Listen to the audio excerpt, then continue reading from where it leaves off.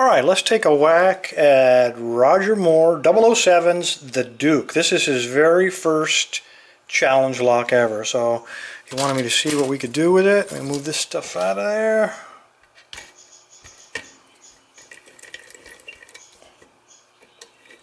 See if we can get into this thing. I don't know if we have a key in this bag, but it doesn't matter. We don't need no stinking keys, I hope.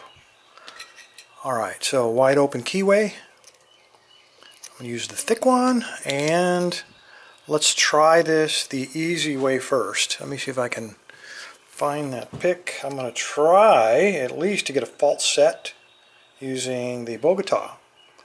So all the way in the back, very light tension because it is a challenge lock. I know there's probably some bad stuff in here.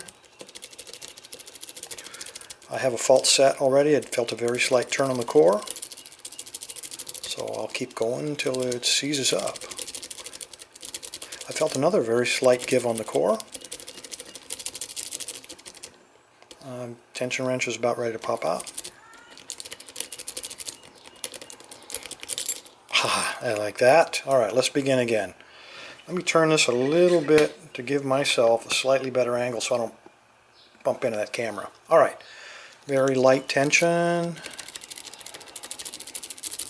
Okay, I've got a slight turn on the core. I'm going to start seesawing my pick. I don't know if you guys have ever seen this technique before, but when you do it, just use slightly more tension. And sometimes you can get lucky. Felt a very serious turn on the core that time, so I'm going to keep... As long as you feel your core turning, there it is, another very serious turn. As long as you feel it turning, keep raking, man. Don't stop raking. Until it either comes open or or it seizes up. Okay, so we got it open with a rake. Let's see what Roger put in here. Let me back the zoom out a little bit. Oops, other way, Bill. Okay, we probably have a key, but let's just try it without having to dig into that sealed bag. See if one of these ought to fit in there. I thought it was this one. Oh, we have a plug in there. Okay, well, no problem. You turn this around, get everything arranged. I will just take a normal pick and push down on that little detent. I'll try it that way. The old way before Jeff Moss gave me that cool tool. Okay, spring, all that stuff falls out. Get the right tool.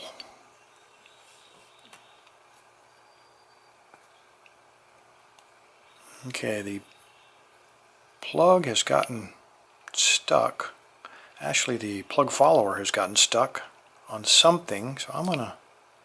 Okay, we have a pin that has fallen out of the last chamber. There it is right there.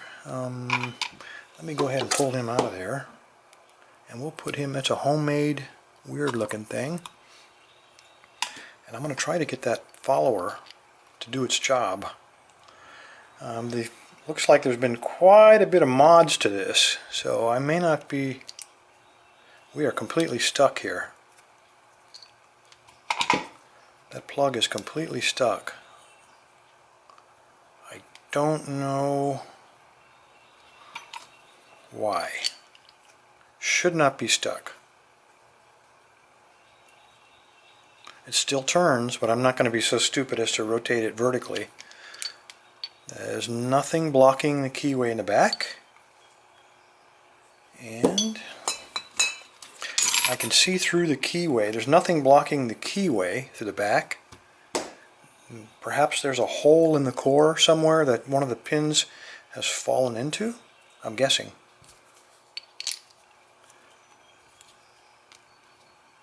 I'm going to turn it slightly, and there we go.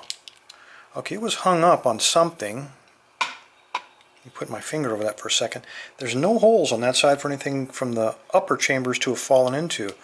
I have no idea why they got stuck. Well, maybe we'll find out. Maybe there's some more magic in there. What I am seeing, though, is we pulled out one upper pin. We got 6 pins. All of these appear to be filed rounded or something. I don't know why we would do that. That would make it easier, to be honest, to pick. All these appear homemade. Oops.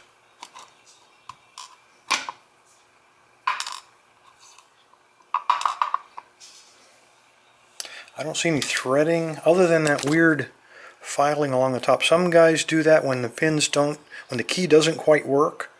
They'll file the top of it a little bit to smooth out the lock. Unfortunately, that does make it a little easier to pick. So, Roger, maybe somebody did that to this lock before you got a hold of it and inadvertently made it easy. Homemade. Weird looking homemade with a nice little edge on it.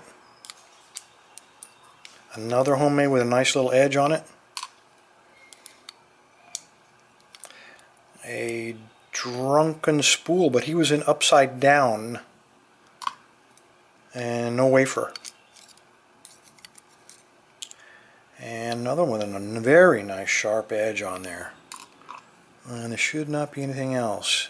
The springs look like Roger cut the springs on some of them. In the very back we have hardly any tension, and on the front we have a couple of long ones. Oops, let me get my finger and get the light down there. So they stick out, protrude at different heights. Let me arrange these just a little bit to put them in the, align them. Oops.